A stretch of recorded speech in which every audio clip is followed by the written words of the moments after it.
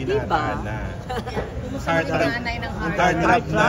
na. Ang dami na may crush. Oh, aminin mo yan.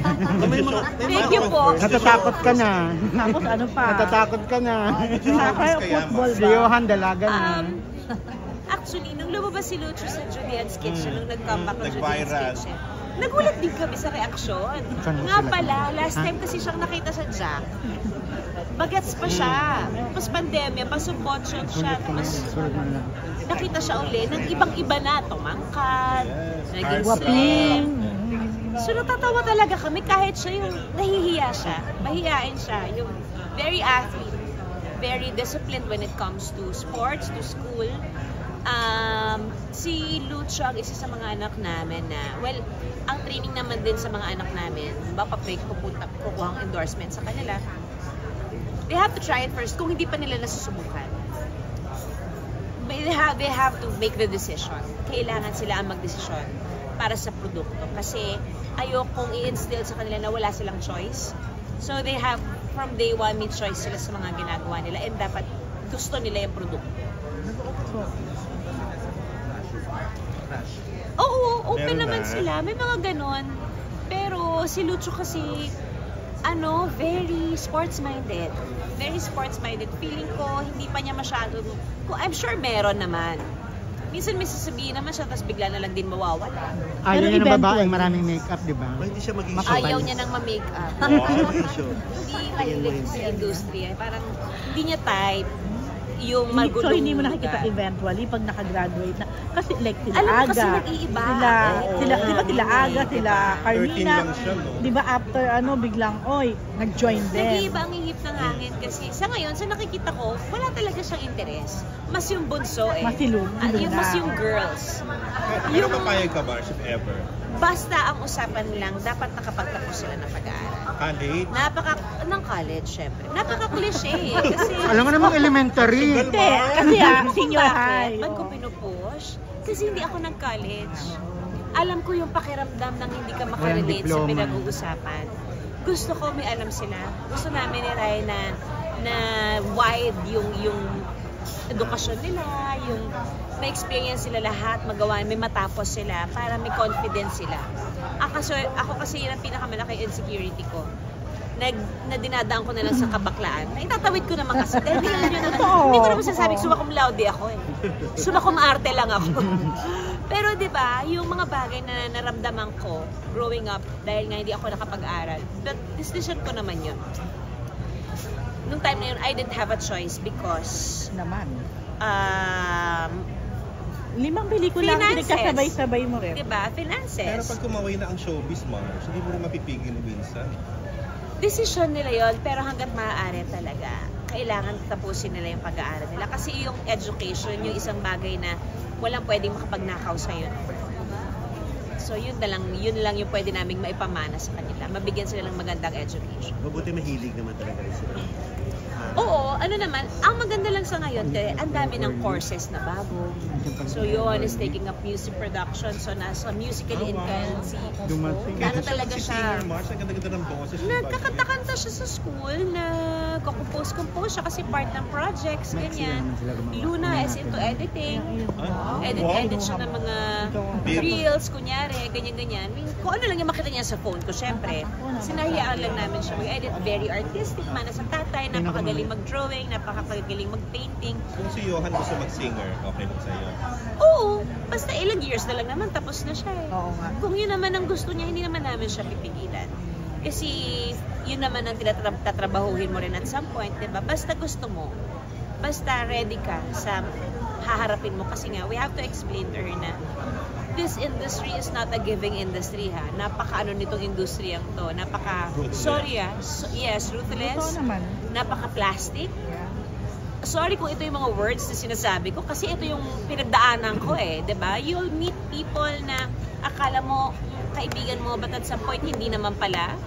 And then you see familiar faces na pag nakikita mo umaangkla ka sa kanila kasi alam mo protektado ka nila. But pala. 'Di ba?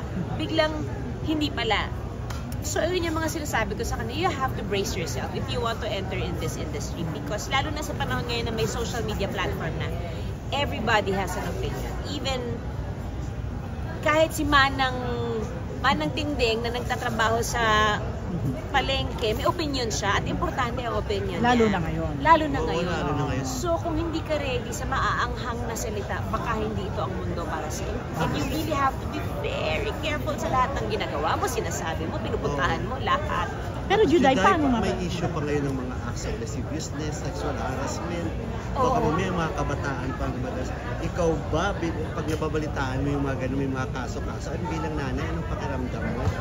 Feeling papatay ka ng tao kapag ganyan. Nakakaloka. Pag nangyari yan, kung sakali wag naman. Paano ba ito? Diba? Oo. Parang, ano na bang nangyayari sa mundo?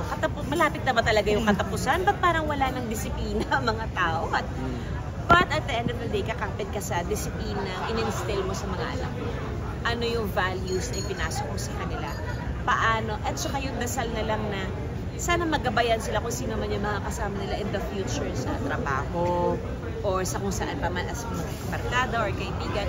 Kasi once na mag-college sila, wala ka nang ano dyan eh. Wala ka nang masyadong handle dyan eh dahil may sarili na silang desisyon, dalagat binata na sila, makikinig ka na lang. Pero ang dasal mo na lang talaga na sana at some point ma-realize nila na may point yung sinasabi ng mga magulang. Sa kakaibigay na. Ikaw ba ikaw dumaan ka sa mga love team naiintindihan mo yung mga magka-love teams talaga na nagkaka-develop ba? Na nagkaka-inlaban? Oo. At yung ibang wala, hindi na. Ako pa ba ang hindi makakaintindi dyan? Meron ka ba Nakakaloka. ganun nakarelate? Ako pa ba ang hindi makakaintindi dyan? Makailang beses kang, ay, tapos na yun. Sino mga nanloko sa'yo? Pinaasa ka ba? Charot. Sino mga nanloko sa'yo? Babalikan talaga natin yun. Hindi, kasi. Hindi, ano lang, pagkadaanan mo talaga yun eh. Kasi wala kayong choice. You always see each other. Kayo mag-isa. Nagpo-promote kayo. And then, your network would have to tell you na, oh, kailangan mas sweet pa kayo, ha? Kailangan, may ganon. I mean, let's be blunt. Kasi, binibenta niyo yung pelikula niyo and also hanggang sa magiging natural na yung sweetness niyo. Kasi kayo na nga nakikita araw-araw. Oo. Pero hindi naman umabot sa mga sa chat na mga kung ano mga sinasabi Nakakaloka. sa isa. Wala. Wala pa naman chat dati. Ano pa sila nun? Ano lang wala yun? pang screenshot no? Easy call pa sila nun. Ayun, Easy so, call. easy call, beeper lang. Eh yung beeper naman, hindi ko naman pwede magsabi ng mga Malaki malalasong cellphone nila, salita. no? Tsaka 150 Hindi, words. tsaka alam mo. So thankful kayo, wala yung social media nung time na yun. Oh, yes. Oo. Oh, but I feel for this generation now, you really have to be very careful kasi anything can really happen. So you really have to be very disciplined. Alam mo dapat ang ginagawa mo at kaya mong panindigan kung ano man yung nangyari. It's just that, sabi ko, pinag-uusap na kaming magkakaibigan. Nakakatakot itong panahon ko. Di ba? Nakakatakot. Smoke lang, tapos Dati, ano. yung blind item, hindi na mabubuntis yun eh. Kasi magazine at tabloid, di ba? Wala namang isi-search. Ngayon, pag tinay, papangalan mo doon. Ay, nakaka-stand. Nakakapagpapalpitate. Pero sana, di ba, parang, let's also be kind. Kaya mas tutok ka sa mga anak. Sa kaya yan. Expose sila sa labas. Yung boyfriend na ba si ano? Si Yung ngayon wala. Ngayon wala. Pero nagka-boyfriend. Nagkaroon na. Pili ko naman may mga nanligaw. I'm pretty sure naman. at So some para wala pa point, siyang di ba? pinakyaran talaga Official. formal. Na wala pang mga masyadong dumating sa mga ganyan. Wala pa. Baka sabihin na ako, Mom! Ang hirap magsalita. Baka mamaya sabihin niya sa akin, Ma, ano ba? So, ipoprotect ko yung aking ano. Pero 19 na ba siya? 20 20 na siya. Pwede na. Oo naman. Pero pwede isikreto lang natin. Atin lang to. Hindi ka pa tinanong ni Johan, Ma, ikaw ba ilang taong ka nung una ka nag-jowa? Alam mo, tinanong niya ako. I'm sure. Ang sinabi ko sa kanya, hindi ako magandang basihan. Hindi talaga. Kasi Pero tinagot mo. Oo. Ayun na sinabi ko. Ano sabi Hindi ako mo? magandang basihan, anak. Kasi yung akala kong boyfriend ko, hindi ko pala boyfriend. So, Ano ba to? anak. Diba? So nag-assume ka? Kasi akala mo, ay, hindi pa ba? Ay, Assumera ka rin? Oo. Oo, kasi naman. Hindi Hindi ba? Pag ganun ang edad mo, pag nasa ganun kang edad, 15, 16, So, anong edad daw 17? sinabi mo kay Johan nun? Sinabi ko sa kanya, mga around 16, 17. Hindi nga siya magandang example. Correct. Yun lang naman, Day. Ano pa bang iba? Para mga ganun, 16, 17. Maganda yun. Oo. Nire-recall ko. Kasi nagdebo ako. Nagdebo ako wali. Kasi mo ka 19. 19. Oh. Debut kaya nga, di ba, ang Oo. tawag natin, debo-debuhan. Correct. Oo. Ang ipinamalita ni Tito Alfie, 18 ako. Correct. Ay, hindi pa ako 18 hanggang sa Oo. sinugi ako ni Aiza Red. hindi ka 18. Ay, hindi po ba? Tanong niyo po sa manager ko. Ay, wala doon sa press ko. Alo, kayo, di ba? Nagkabulgaran na.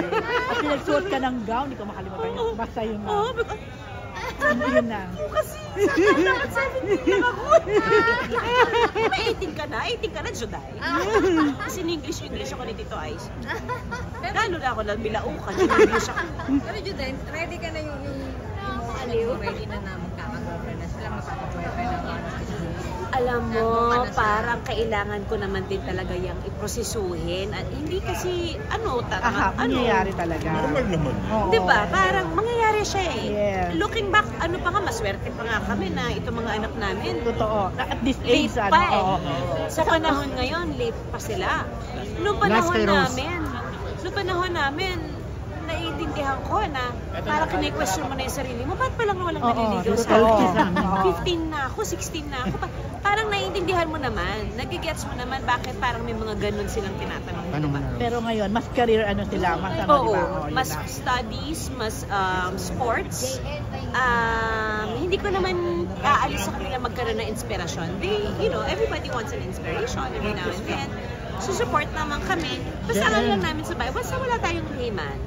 Para ma-assist na. Juday,